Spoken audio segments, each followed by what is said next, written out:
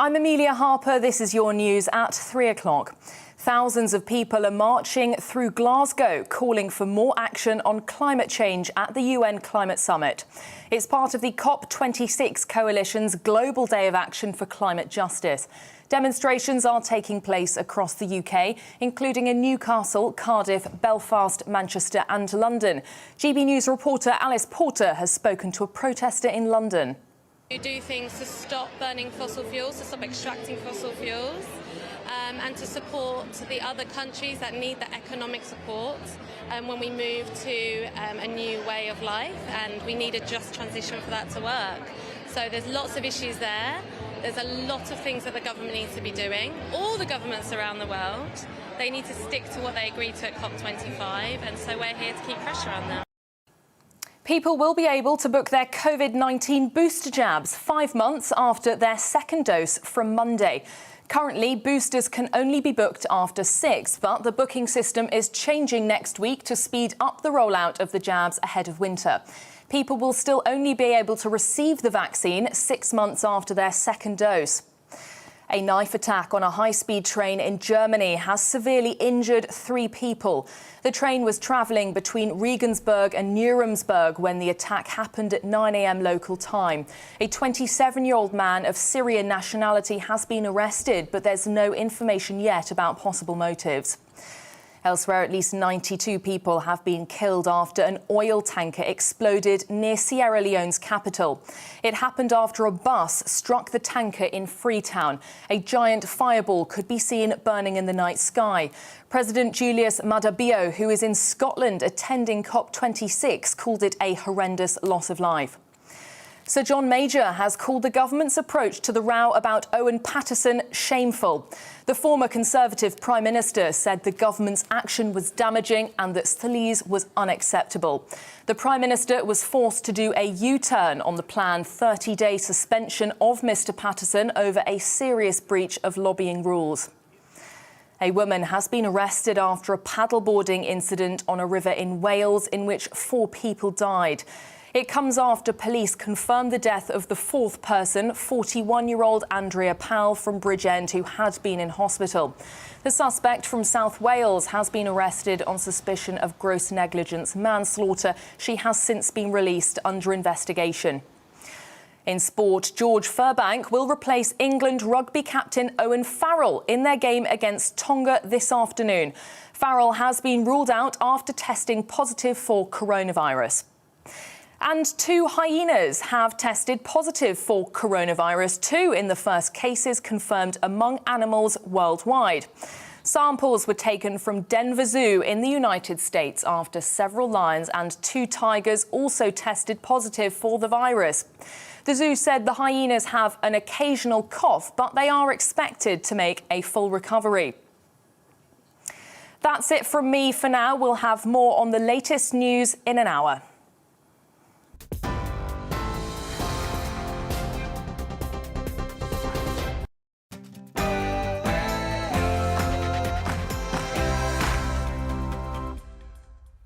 Hello and welcome to We Need to Talk About, your weekend fix, where I pose a question that needs plenty of time for discussion. And today, we need to talk about boomers.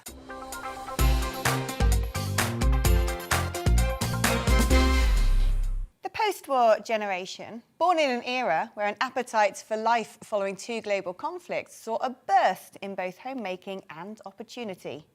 Children of the greatest generation became parents of millennials, and a demographic often coming under fire in the West for being the architects of many modern-day problems, from consumerism to the global financial crisis, wealth gaps and outdated ideologies, and, of course, by those on the other side of the fence, accused of being the cause of Brexit. They're also the generation living longer than ever before and, as a result, demanding ballooning funds for their elderly care while being homeowners, with 1/5 of them in houses worth £1 million. For a long time, this generation has also been the focus of politicians, mindful of the might of the grey vote, with promises, perhaps soon to be ditched, for triple locks on pensions, free bus passes, winter fuel credits and free TV licences. Another privilege set to be binned. So is the dumping of pensioner perks fully justified, while those scraping by on a minimum wage will be taxed to stop retired oldies from having to sell their leafy homesteads to afford dignity in their older age, paid for by someone else's kid, perhaps unable to get on the housing ladder. Nothing is ever that simple. But is there a generational wealth gap, or just an ever-broadening gulf between the haves and the have-nots? And how do we manage an ageing population propped up by a squeezed middle? Surely, after having paid into the system for most of their lives, without the luxury of working from home and the mod-cons of the 21st century, having funded kids through university at escalating costs, having seen their retirement age continuously put up before finally reaching the point at which they can down tools and buy a caravan, it's only right they get what they were promised. Or do we need a rethink?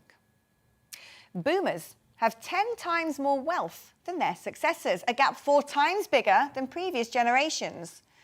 In the UK, people in their 30s have lower incomes than those born a decade before, something that hasn't actually happened since the 1930s.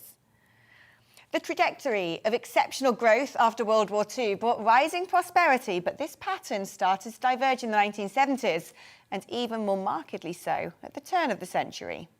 Come 2008, the global financial crash led to wage stagnation at exactly the moment salaries for those hitting their 20s normally rapidly rise.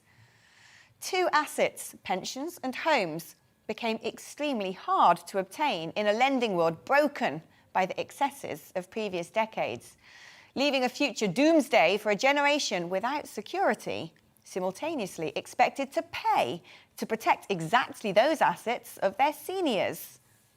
In fact, the over 60s are the only age group to become better off since the crash.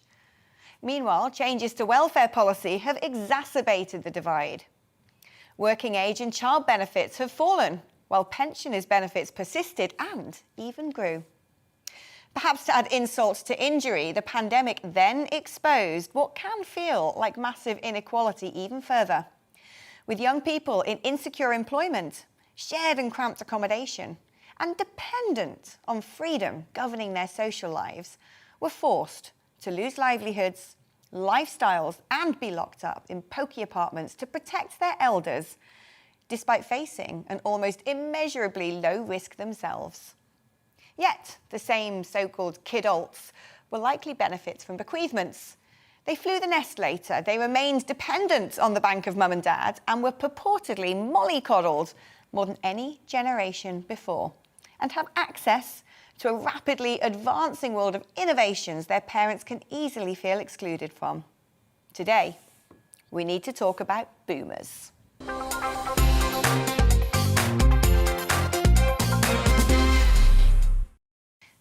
Well, let's get going with my first guest, the journalist and campaigner, Dame Esther Ranson. Esther, lovely to have you on. Do you think that there's an increasing generational wealth gap that needs to be addressed, or is this a sort of fiction that's being created, pitting one generation against the next?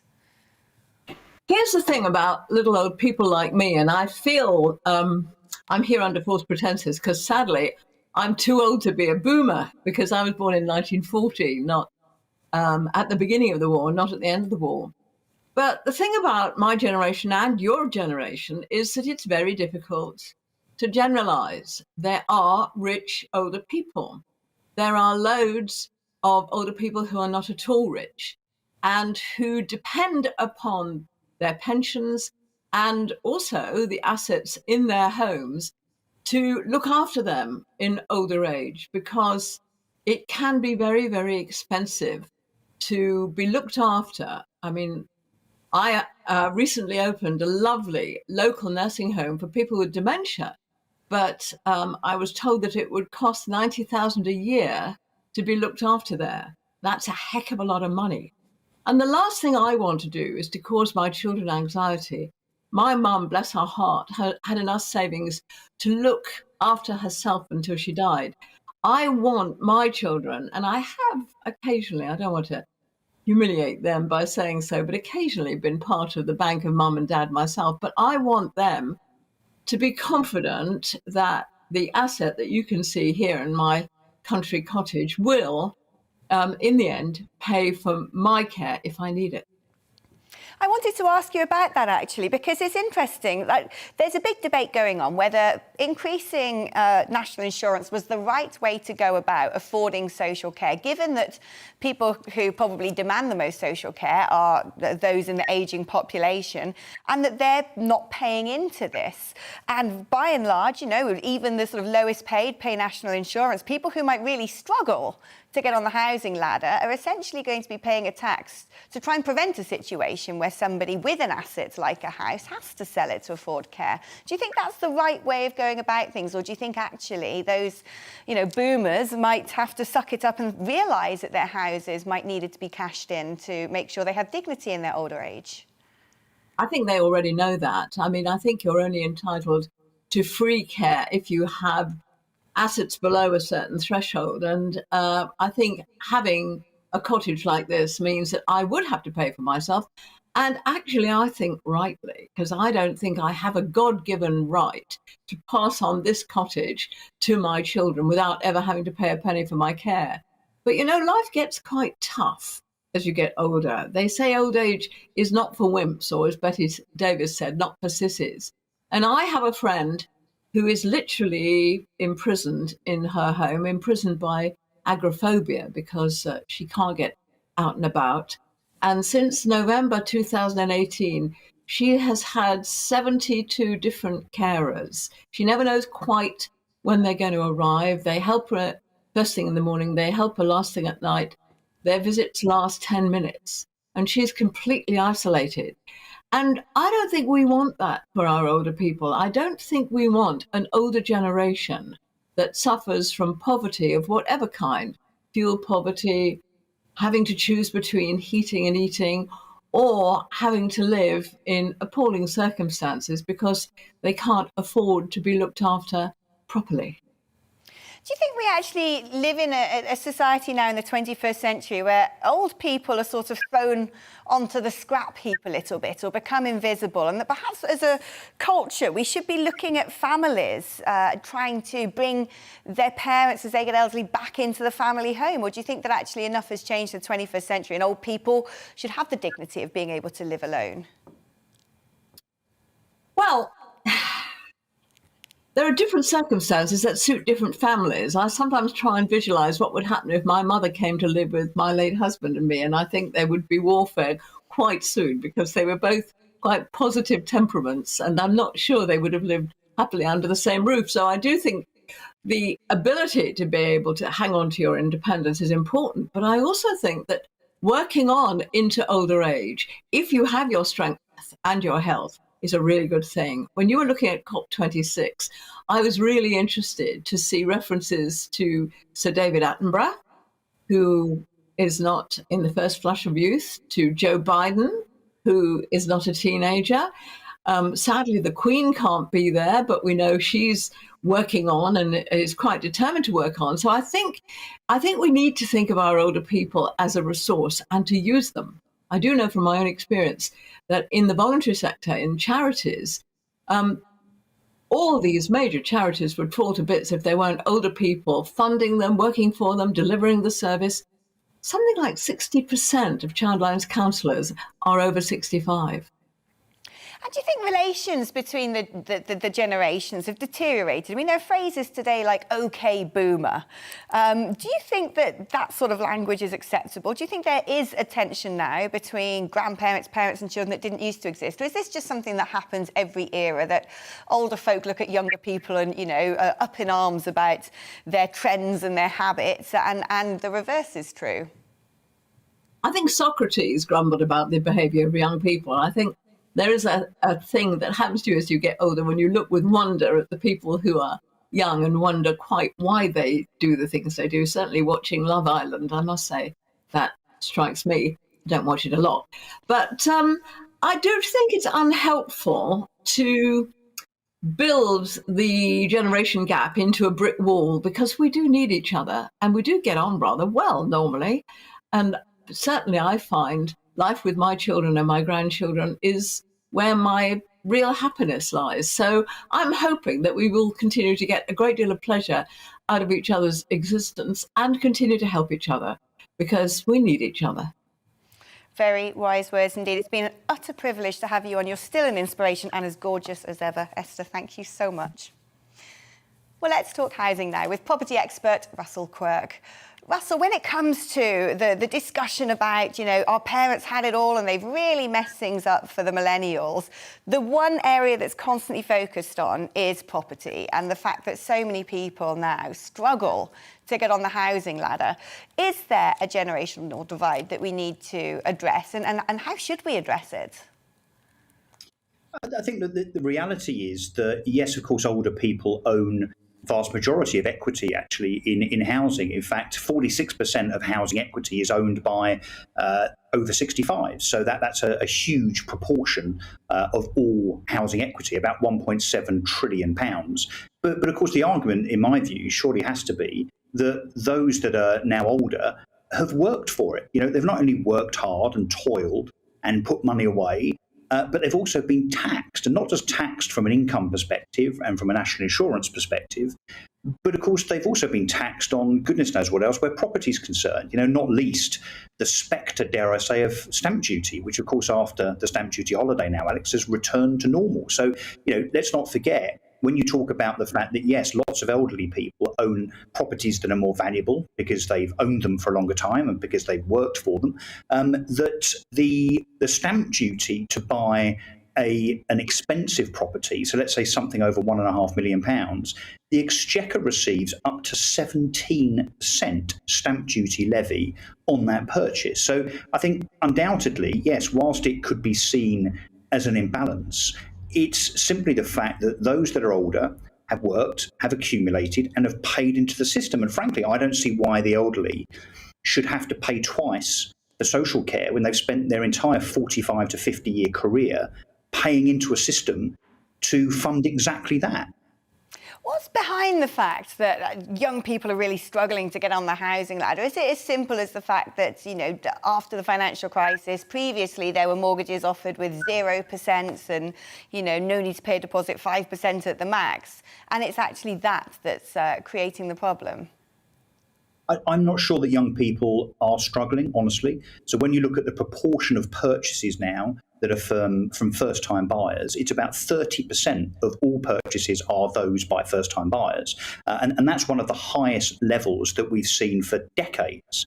And a lot of that, of course, is because, as you rightly referenced in your monologue at the beginning, the Bank of Mum and Dad. Now, the Bank of Mum and Dad, of course, the trickle down from all that wealth we're talking about in older people's homes, if the Bank of Mum and Dad actually were an actual bank, it would be one of the top 10 lenders in the country. In other words, if it were a bank, it literally would be one of the top 10 banks in the UK. So look, it's not so hard, particularly when you look at the level of interest rates and the fact that a mortgage for a first-time buyer in terms of the repayment is the lowest it has ever been. Arguably about to increase, of course, because we're about to see rate increases that obviously will affect the mortgage market. And of course, there's been a whole plethora of support from the government. The government very, very keen to turn everybody into a homeowner because homeowners are more likely to vote Conservative, apparently. So hence we've seen Help to Buy. We've now got the Boris mortgage, which means that as a buyer, first-time buyer under most circumstances, you only need a 5% deposit. So I'm not sure it is true that it's difficult for the youngsters of today to get on the first rung of the housing ladder. It doesn't seem that the data supports that contention, frankly. Russell, thank you so much. And thank you for the little statistic there. The Bank of Mum and Dad, one of the top, or in the top 10 lenders in the country. Fascinating. Really interesting to have you on. I'm joined now by the educational consultant and former head teacher, Adam Peter Lang. Adam, do you think this generation of youngsters will be left with a huge educational deficit if we don't pay more attention to and invest more money in their education post-COVID? Well, I agree with you. I'm slightly at variance with your two previous speakers, actually, because I'm a member of the Silver Generation and I think we've had it good. And that's not to say that we shouldn't be ignored, but I do think we need to focus, coming out of the pandemic, on the young people. They've had a terrible time in their education at primary level, secondary level, college level, all those vocational courses, and at university. We need to support them moving forward. And I think at one point, when the furlough scheme was introduced, the highest proportion of people on the furlough scheme were the 18 to 26-year-olds, because a lot of young people going into the pandemic had hospitality jobs, jobs in other areas which weren't necessarily well paid. So I think we owe it to that generation to look after them coming out of the pandemic. So I think there isn't a generational divide as such, but I think we ought to be very careful that we don't forget about them. And there wasn't much about young people in the budget recently. And I mean, we're talking today, aren't we, of the conference in Glasgow, and look at the voice of young people there in a positive way, in a very positive way, about the concerns they have for the future. So I think we need to prioritise young people more than we are doing at the moment. And how should we begin that process? I mean, there's an argument that actually today far more young people are going to university than their parents, except the difference may be that they are ending up with masses of debt, where those who were privileged enough to go to university, 30, 40 years ago, often didn't have to pay. Well, no, that's a very good point. I mean, actually, I think in 2012, there was a peak in the birth rate in this country, and we're seeing that play through with young people. And I think I read a figure somewhere, the number of 16 to 18-year-olds is going to increase by about 15% at the moment. So, yes, you're right. I think it's 40% increase in applications to universities at the moment. And you could argue that's a good thing. You might argue that people are doing that because they don't know what the future looks like.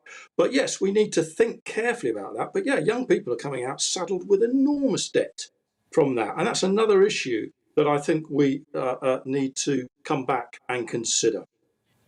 Year on year, we see exam results being inflated, so people say, or at least improving. But do you think there is a difference in standard of education between the sort of education young people are having today, let's say especially around the 3 Rs, to that which perhaps their parents received? Well, education changes. It's changed all around the world, and it continues to change. And there are certain intrinsic sort of bedrock of it and other things that need to move on. I think that it's very difficult to look at standards over the last couple of years with the pandemic. I mean, you think of the amount of time that a 16-year-old or an 18-year-old has missed from school and even from university. And by the way, I've gone back part-time to study at university, so I'm seeing it from the other side after all these years doing with my other work. And the university students have had a terrible time in terms of provision during the pandemic. So I think we need to come out of this. We need to sort of shake ourselves down. But I do think we need to, as I said earlier, prioritise the young. Was it Kevin Collins? He was the czar for raising achievement. He wanted £15 billion put to education, and he left because he wasn't given that. And I think he commented last week on the budget saying that still wasn't enough to play catch up and to rectify these terrible problems that have happened. Young people are very resilient. What was it? Youth is wasted on the young. We had a quote from Esther earlier on. I think Oscar Wilde said that. I don't totally agree with that, but I think that we owe it to our younger generations to prioritise them more. And I think parents, grandparents actually would agree with that too. Adam, it's been fascinating talking to you today. Thank you so much for coming on. Adam Peter Lang, education consultant. And what a range of views we've already had. Esther Ranson saying she'd expect to have to sell her house to pay for her care. Russell Quirk saying, why on earth should she have to? And Adam there saying we are not actually doing enough to prioritise young people. We're going to be continuing this conversation throughout the show. And of course, as per usual, I really want to know what you think.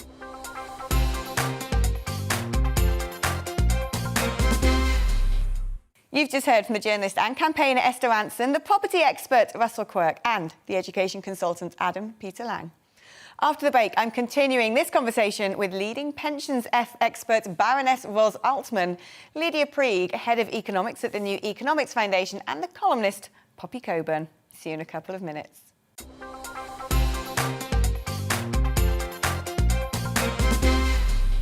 Join me, Mark White, here on GB News. For more than 2 decades, I've been at the sharp end of reporting crime and security at home and abroad. From the scourge of terrorism to the fight against violent crime and the deepening small boats crisis in the Channel. They're issues you rightly care about, and so do I. As GB News Home and Security Editor, my focus will be on the stories that matter to you. You're watching GB News live across the UK and the world on our digital stream. GB News is Britain's news channel. We are the UK's home of discussion and debate from all perspectives. We are here for you. Don't forget to join our YouTube community by clicking on that subscribe button. And if you want the GB News app, you can click and catch up on programmes anytime. We love to hear from you, so email us. gbviews@gbnews.uk. Thanks for being part of the GB News family. My name is Andrew Doyle. Join me every Sunday evening at 7 p.m. for Free Speech Nation. This is a show where we address current affairs and news stories of the week with the help of two wonderful comedian panellists. I brought in comics because I want to give it a lighter edge, and also they work for less. See you there.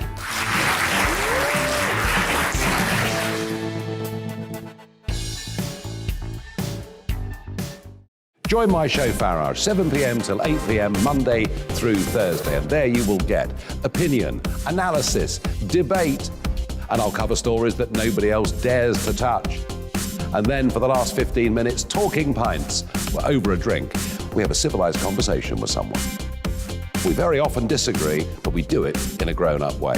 Come and join me on Farage.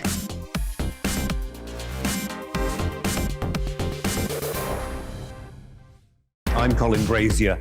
I've reported from more than 70 countries around the world, covered wars from Afghanistan to Iraq, from Lebanon to the Balkans. I'm trying to bring that experience, that feel for events, to the studio. And something else. I'm ready to give an opinion.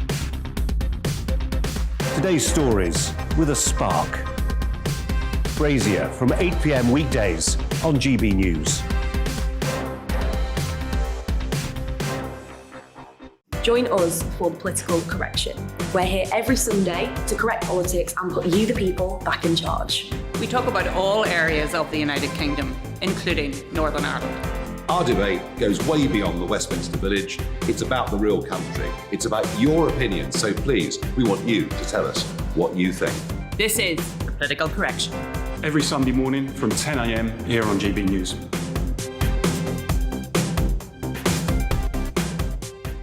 You're watching GB News live across the UK, the world, and our digital stream. GB News is Britain's news channel. We are the UK's home of discussion and debate from all perspectives. We're here for you. Don't forget to join our community by hitting the subscribe button. And download the GB News app so you can click and catch up on programmes anytime. We love to hear from you. Email us at gbviews@gbnews.uk. Thanks for being part of the GB News family.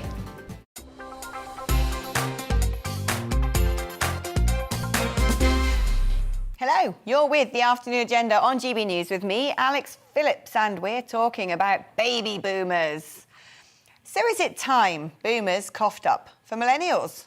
My esteemed colleague Tom Harwood pithily tweeted the other day, if you're someone in the UK with a decent job who happens to not have been gifted property, you can now expect the state to take half your cash and your landlord to take half of what's left.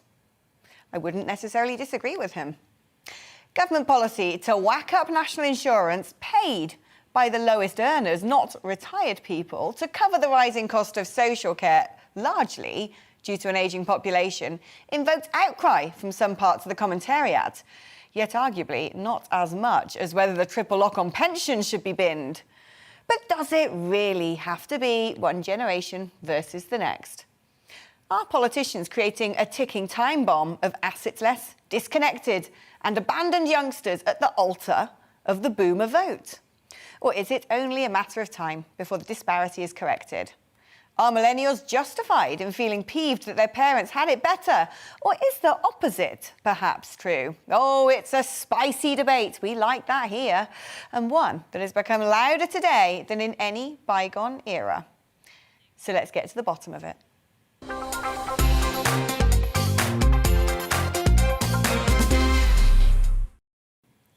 Well, my first guest this hour is leading pensions expert and Conservative peer Baroness Ros Altman. Baroness Altman, it's wonderful to have you on. Talking about pensions, is it absolutely right that the government maintain the triple lock, but in the aftermath of the pandemic, could they be forgiven for, say, bringing it back down to a double lock?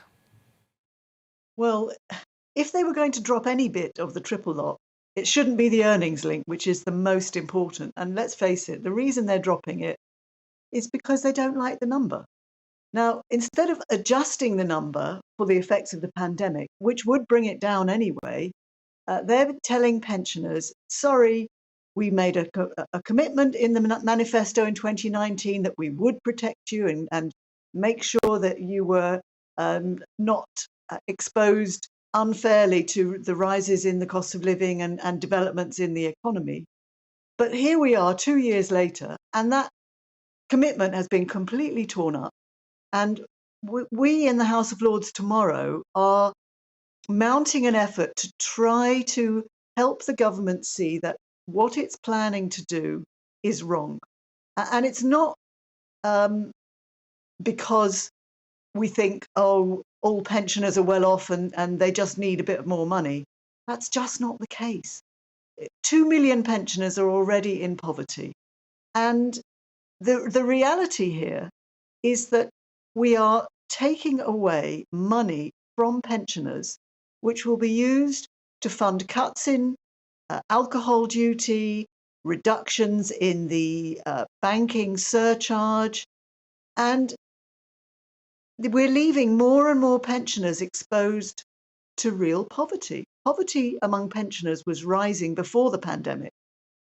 And I completely agree with you that we shouldn't be pitting one generation against another, because that is not how a society functions well.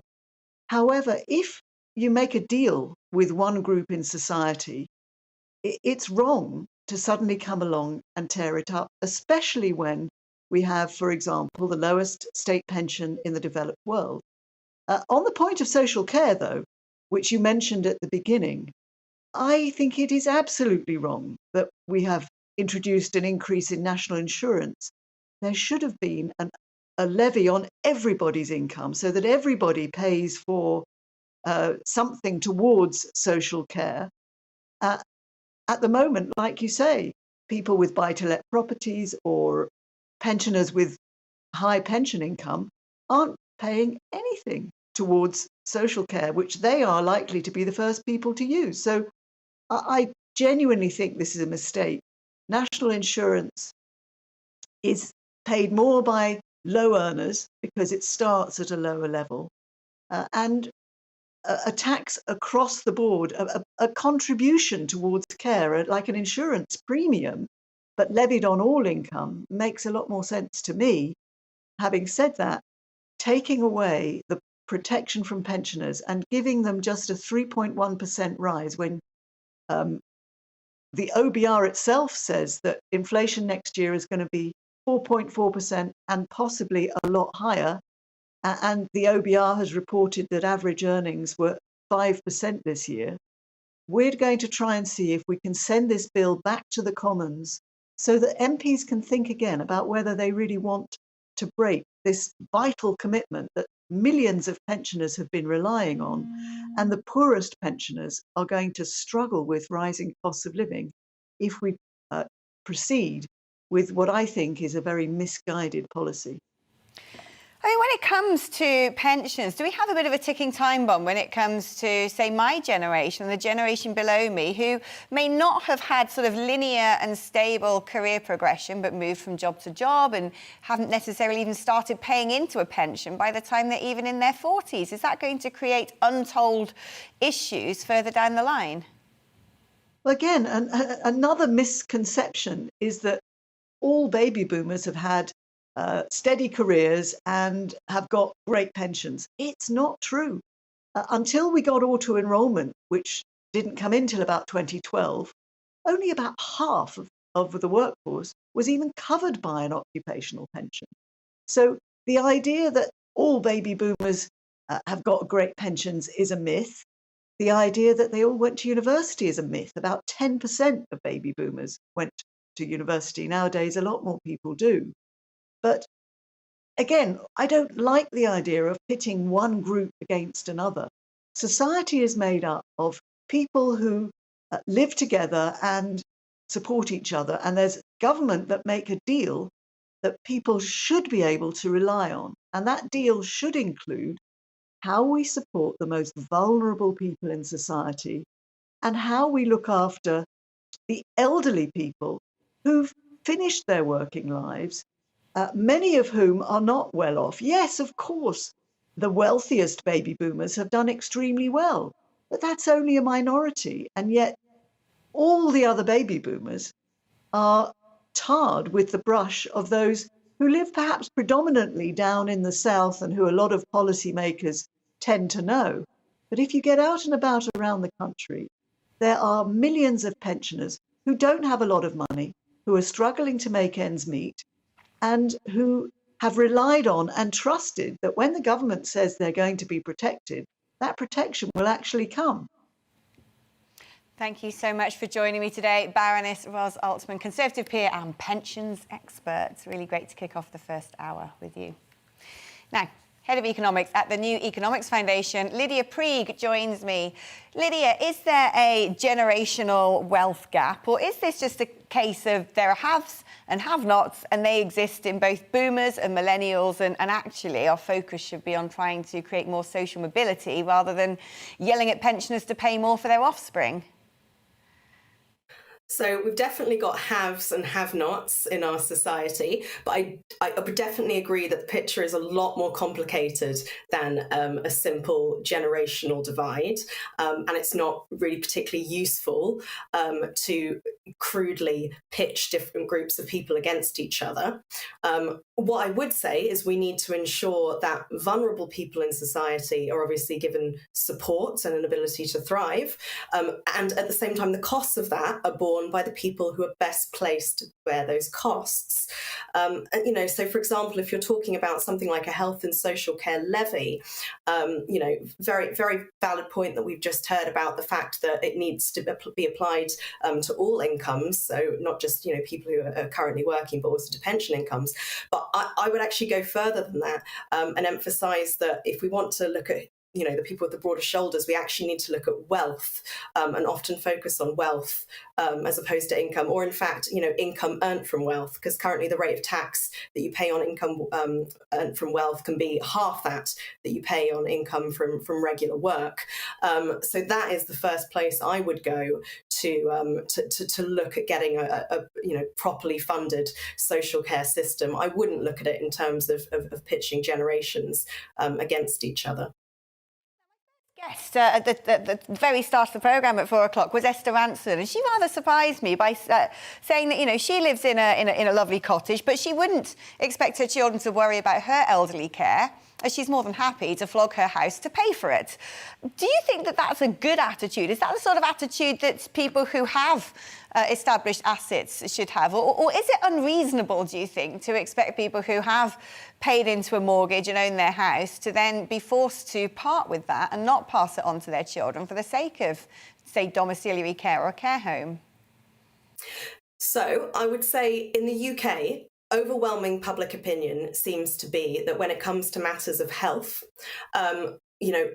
we want to have an insurance-based system where, society as a whole pays in, and if an individual is unfortunate enough to get struck down by a terrible disease, that they don't have to pay for it just because they happen to be unlucky enough to have got that disease.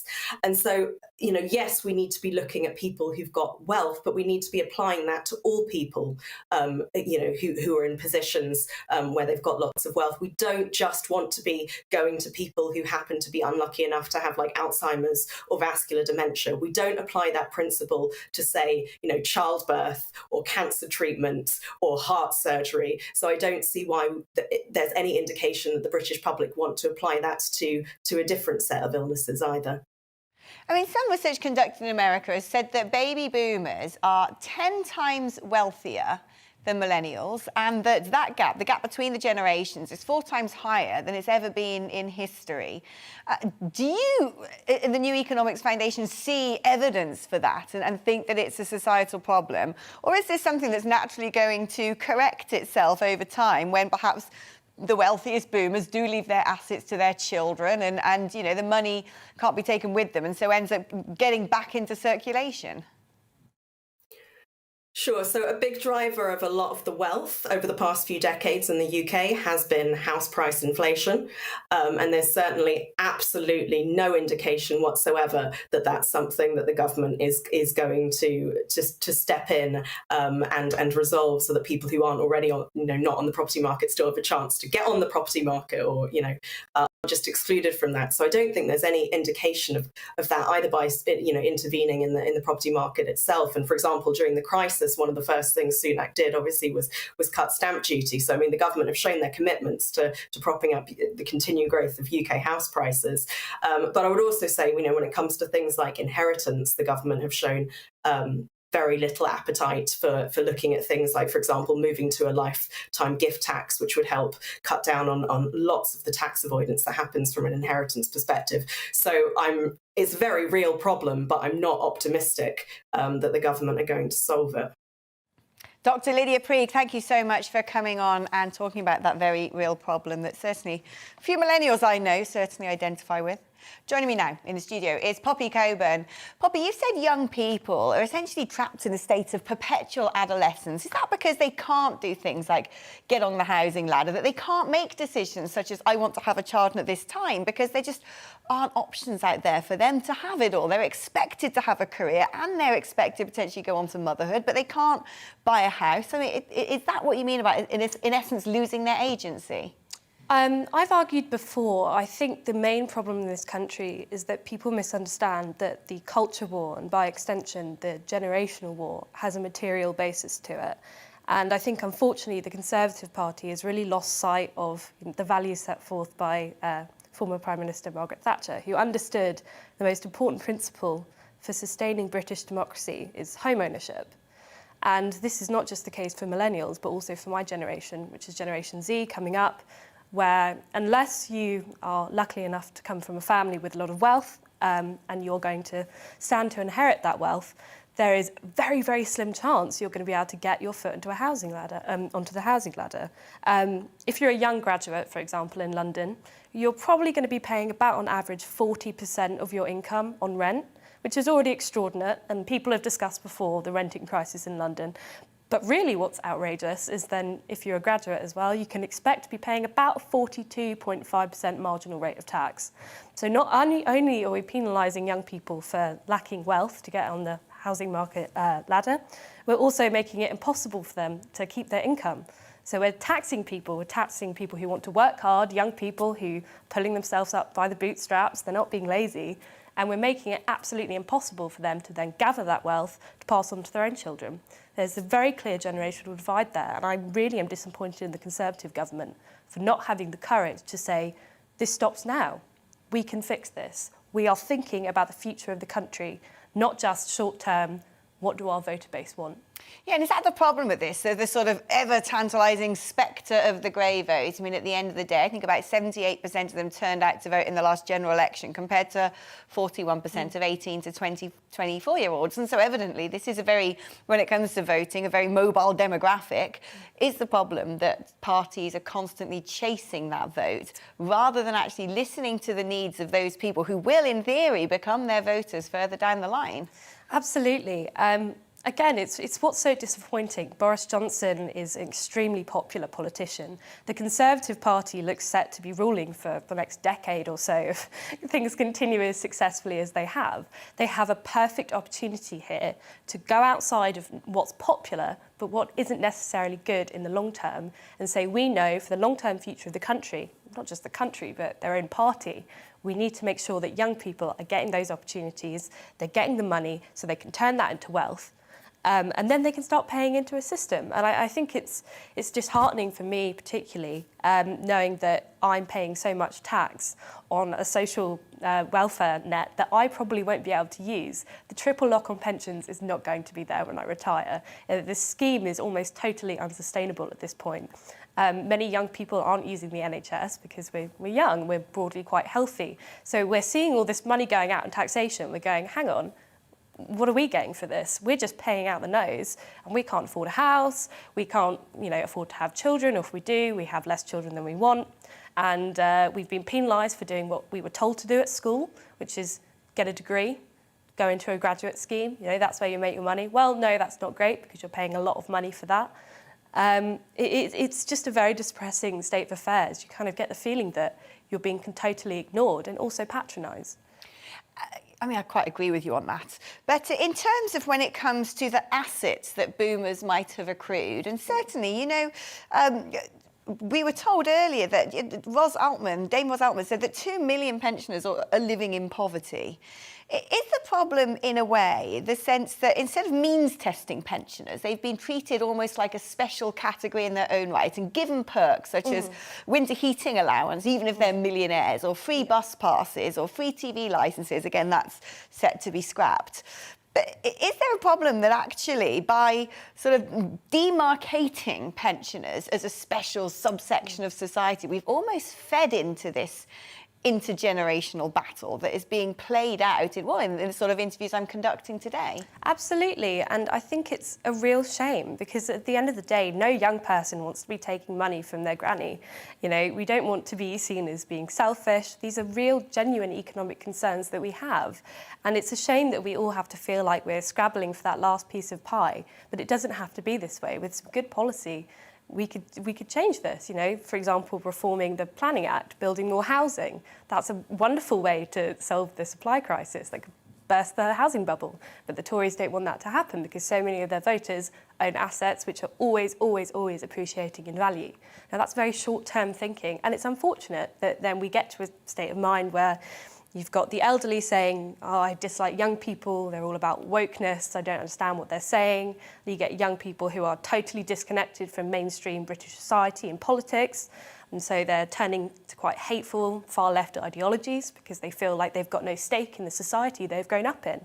And I do think it is the responsibility of government to step in and say, we've got to fix this. This is a terrible problem, and it's going to blow up in our faces one day, because at the end of the day, we'll get old too. And we won't be voting Tory. Well said. Quite enjoyed that. Thank you so much. Well, what a fascinating conversation. We're going to be continuing this conversation as well until the end of the show.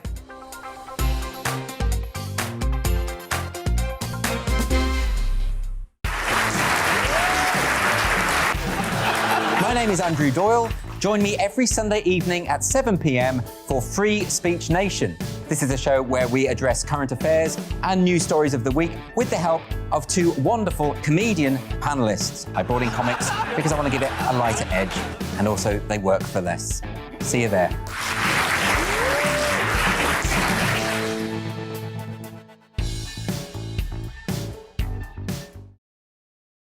You're watching GB News live across the UK and the world on our digital stream. GB News is Britain's news channel. We are the UK's home of discussion and debate from all perspectives. We are here for you. Don't forget to join our YouTube community by clicking on that subscribe button.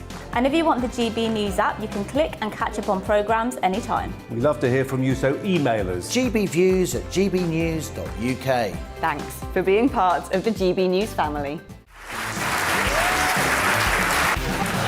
My name is Andrew Doyle. Join me every Sunday evening at 7 p.m. for Free Speech Nation.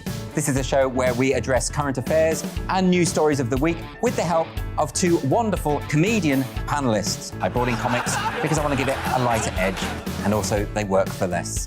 See you there.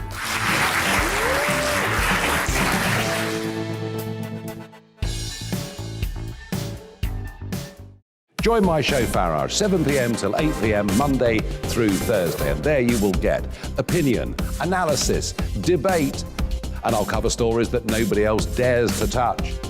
And then for the last 15 minutes, talking pints. We're over a drink. We have a civilized conversation with someone. We very often disagree, but we do it in a grown-up way. Come and join me on Farage.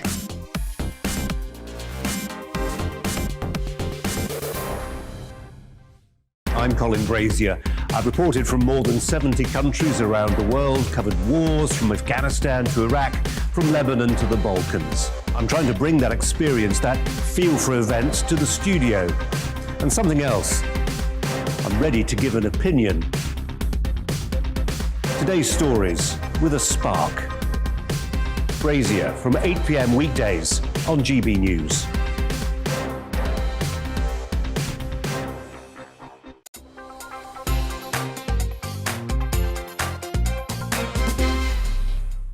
We've just heard from leading pensions expert Baroness Ros Altman, Lydia Prieg, Head of Economics at the New Economics Foundation, and the columnist Poppy Coburn.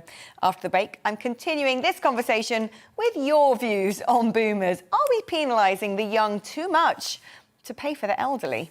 See you in a couple of minutes.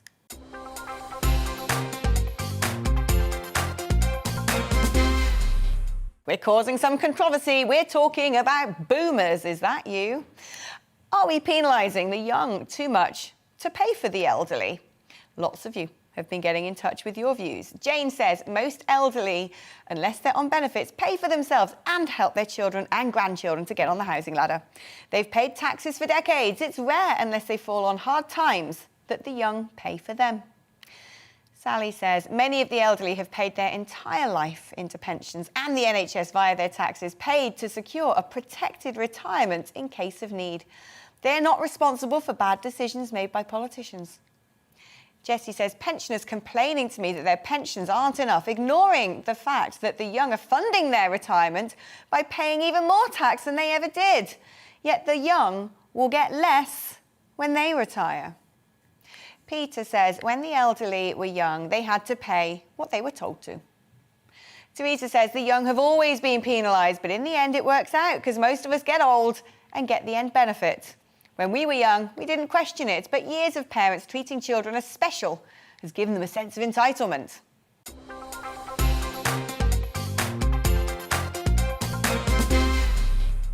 Today, we need to talk about boomers. We're asking, are we penalising the young too much to pay for the elderly? Well, let's get some of your views now. Charles says no, the old are still paying for the young. The young are not net taxpayers like previous generations where they take too much out in relation to what they put in. Jessie says pensioners complaining to me that their pension aren't enough, ignoring the fact that the young are funding their retirements by paying even more tax than they ever did. Yet the young will get less when they retire. Sally says many of the elderly have paid their entire life into pensions and the NHS via their taxes, paid to secure a protected retirement in case of need. They are not responsible for the bad decisions of politicians.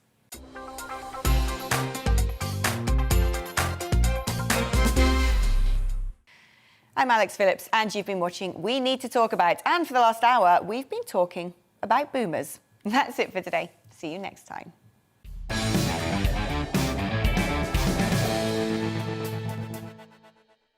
Someone like Ricky Gervais in this country, he says whatever he wants, and he doesn't care about because he can't be cancelled, you know? And he can come to America. Well, yeah. And he gets to come over here. He can't be canceled, but I still think that even he toes the line a little bit. He thinks about it. I mean, I do think he considers it.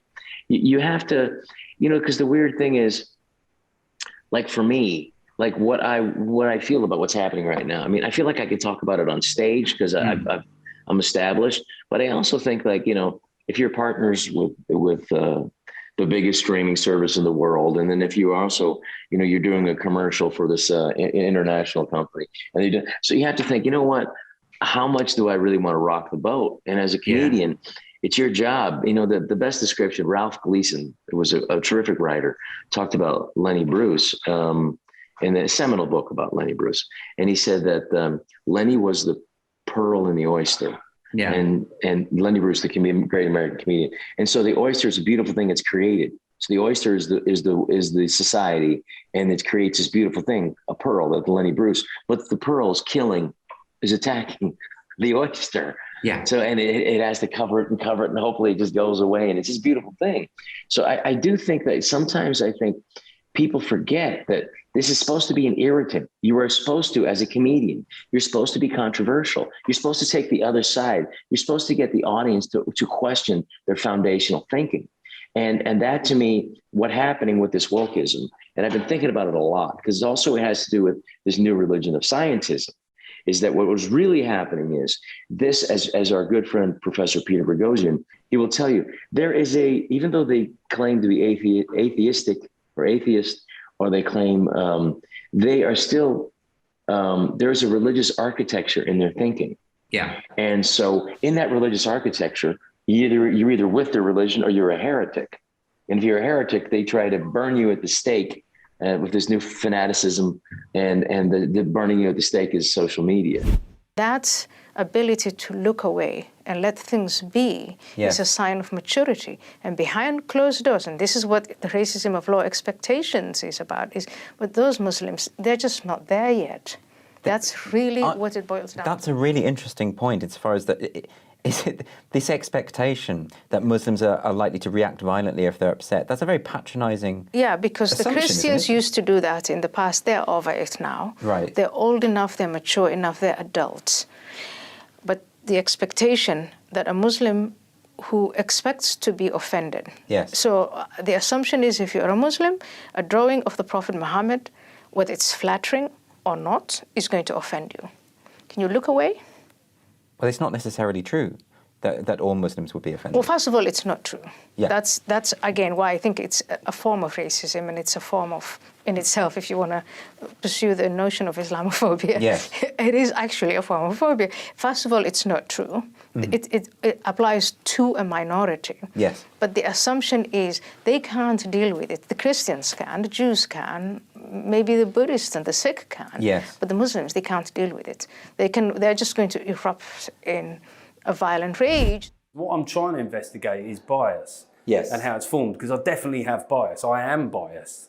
We've all got bias. But do you think almost that you've been formed, like you're such a product of your culture and your background, that in a way you don't have a choice the way you think? Are you a bit, or do you think you have been critical and thought about politics and thought about these things and come to your own resolution? I think that there's a bit of that, but one of the things that the book highlighted to me was there were little small c conservative moments, even quite early in life, and I don't know where that comes from in your personality. Maybe you've got like a bit of judgy DNA or a kind of personal responsibility chromosome or something. Yeah. But I believe that some of it is intuitively there in people. And so that lays a sort of bedrock for who you're going to be. And even when, I mean, it was in the book, but even when I voted with a lot of conviction for Blair in 97, Yeah. I don't regret that. I still think that's the right thing to do. But when Michael Portillo was unseated, was it Kensington and Chelsea? Yeah. And the whole country were laughing. And I just felt a bit sorry for him. You felt bad for him, yeah. I just thought, oh, bless him. And I thought, something's wrong here. Because at the time I was living in a council house in Mitcham, I could hear people celebrating down the street. And I was just thinking, oh, he's probably doing his best.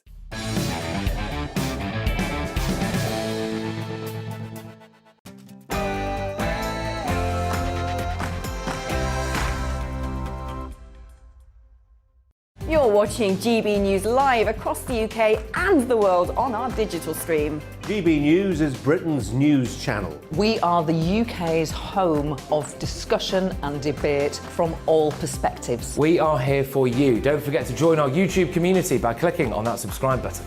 And if you want the GB News app, you can click and catch up on programmes anytime. We love to hear from you, so email us. gbviews@gbnews.uk. Thanks for being part of the GB News family.